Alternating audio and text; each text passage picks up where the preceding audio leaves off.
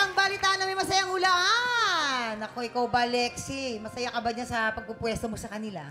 Feeling ko naman, nagtitiwala na lang ako sa aking six senses. Ay! Iba din. Kaya mo yan, girl. Tignan natin. Alamin na natin kung may nai-match ka ba.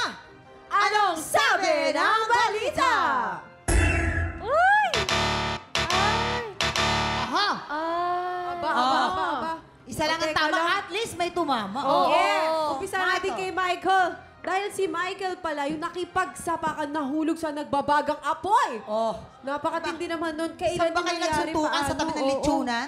Tanggap ko na mukha akong kinagat ng buhaya. Hindi Pero ang na. katotohanan po ay mayroon po kaming eksena sa Pulang Araw ni Mr. Alden Richards. Oh. Madrama po itong eksenang ito.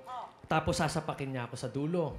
Pero nasa gitna namin itong bonfire, nagbabagang apoy. Tapos naisipan namin na parang mas dramatic kung doon niya ako ibabalibag. Aray! So na-block na namin, but before the take, naisipan namin na isingit yon. Aray! So nag-choreograph kami ng mabilis na numero and doon niya ako binalibag sa nagbabagang apoy. Agay. Ano nangyari sa'yo? Di ka naman napasok, sunog. Namatay po ang apoy. Kawawa ang Ganun ka katindi. Grabe yun. Galing. Ganyan. Oo nga. Ganun Oo, niya. pero kasi ikaw ay isang professional. Yes po, yes po. Huwag niyo pong gagayahin Huwag mga niyong bata. gagayahin Delikado yun, po yung mga ganun. Thank you so much, Michael. Maraming salamat po. Yes. At dito naman And tayo now? kay Karenina na nag-audition sa commercial ni Lait pero nakapasok pa rin. Grabe naman yung pagkakalait. Hindi, pero mamang marami talagang ganyan oo. Correct. Sa industriyang ito. Paano ba nangyari yun? Kasi ganito yun, mamang. Nag-audition ako. Tapos, nung nag-left and right na ako, sabi nila, ay, diba, sabi ko yung good looking. So ngayon, Doon ang galing yun. Akala ko galing kaya ng wiki. Diba, sabi ko, true to life yung ano namin kanina. So sabi ko, hindi pwedeng good lang. Kailangan may looking. So sabi nila, tatawagan na lang namin kayo. So, nakapasa ako. Tapos, nung shoot na namin, eto na yung blocking. Sabi, okay, blocking tayo. Pinatalikod na akong ganon. Tapos, eto pala ang blocking nun. Papalakpak lang habang wini-wave yung buhok. Ay, napanood ko yan. Yung commercial. Shampoo commercial yan, di ba? Ganun lang pala. Ikaw pala yung pumapalakpak na yun. Ako yun. Grabe, di ba? Pero anong natutunan mo dito? Na good looking pala ako. Yes! Ganun talaga. Hindi Diba? kasi minsan nakaka-discourage din talaga pag may mga tao na sinasabihan ka ng Ay, wow. ganyan, di ba? Oo, correct. Ba't inuulit-ulit mo Sila. yan, Faith? May naranasan ka bang ganyan?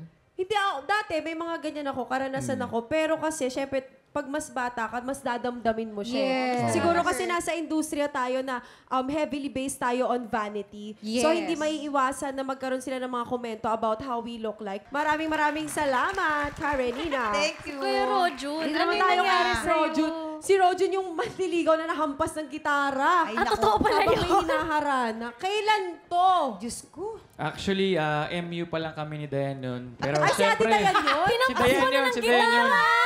Excited kasi ako manligaw. Siyempre, nag-practice ako ng mga ilang araw. Tapos, nasa sofa yun eh. Tandang-tanda ako pa. Buti. Kaya siguro na in love sa akin kasi tinamaan. Paano mo ba tinamaan kasi? And paano bang... Kasi nakaupo siya sa sofa. Tapos, syempre, nandito yung gitara ko. Excited akong haranahin siya.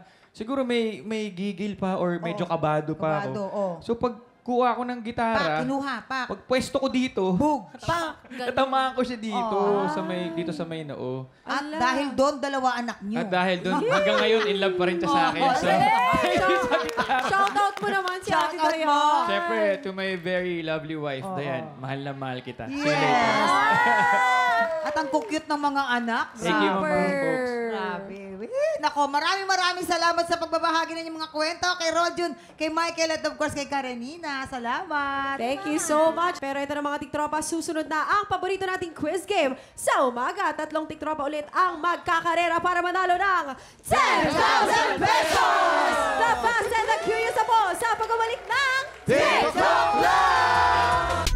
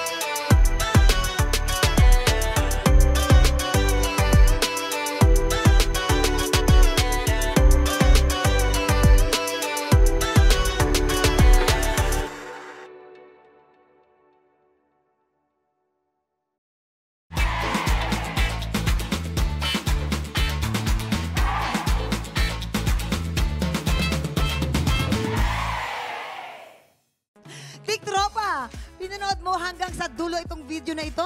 Abay, very good ka! For more happy time, watch more TikTok Lock videos on our official social media pages and subscribe to GMA Network official YouTube channel.